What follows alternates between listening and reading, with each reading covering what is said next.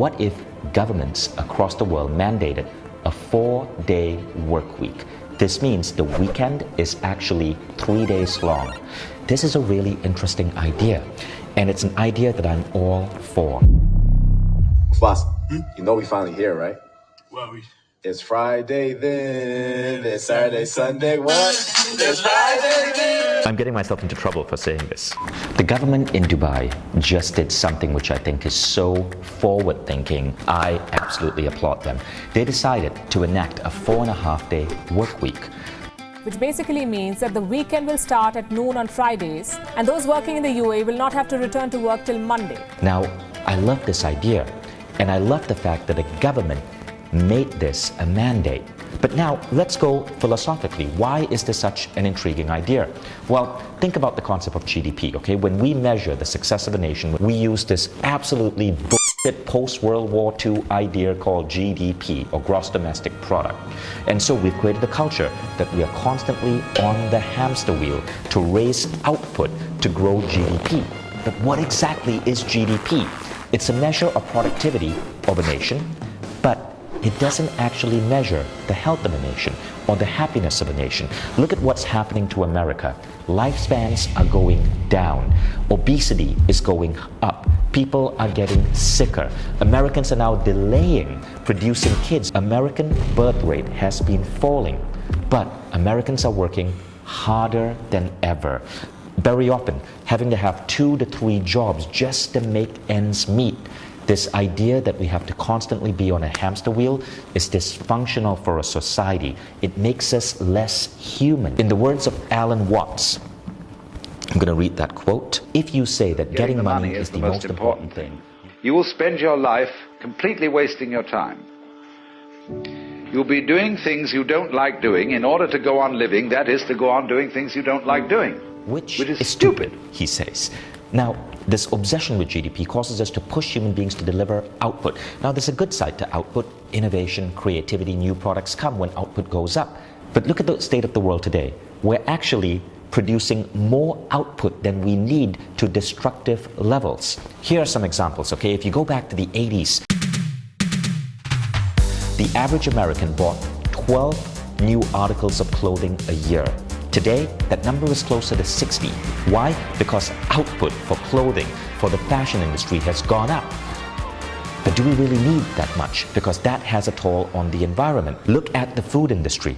It's constantly creating new things for us to put in our body.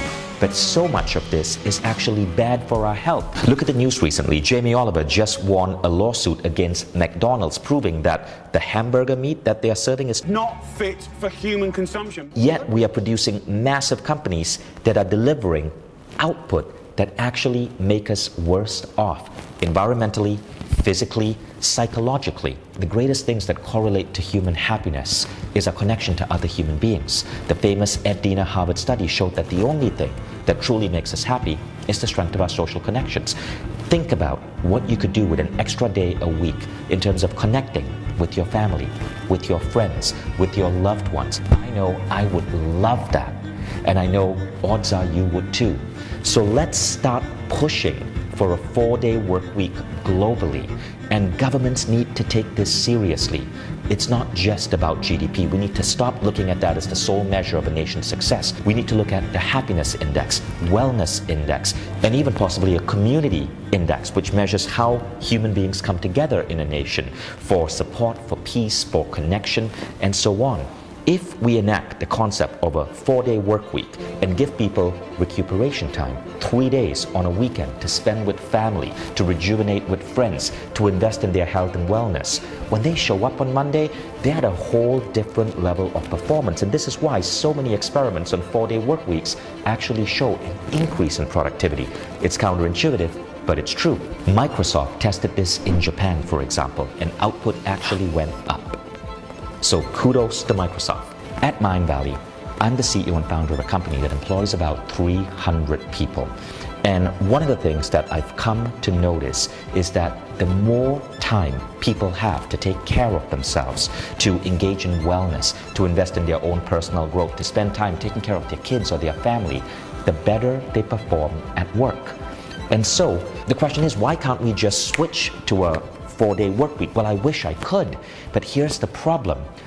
Right now, companies, including my company, we are beholden to market forces. We are beholden to investors. Let's say I wanted to raise capital. Now, I may believe in a 4-day work week. My employees may believe in it. But an investor who's trying to deploy capital in company A or company B and sees that one company has its workers working 4 days a week and one has its workers working 5 days a week, they're probably going to invest in company B. And so it's harder for individuals like myself to just change this. But governments can do it. Government mandates can often be used for incredible good. Think about government mandates that limited pollution or that supported worker rights. If you work for government, please, please, please take this idea seriously. Start launching experiments on it, as many European countries have in isolated populations. Prove to companies that this idea can work. And as this idea takes off, this has the potential to really change connection, health, well-being, peace of mind, and an end to busyness culture for people all around the world. Support a 4-day work week.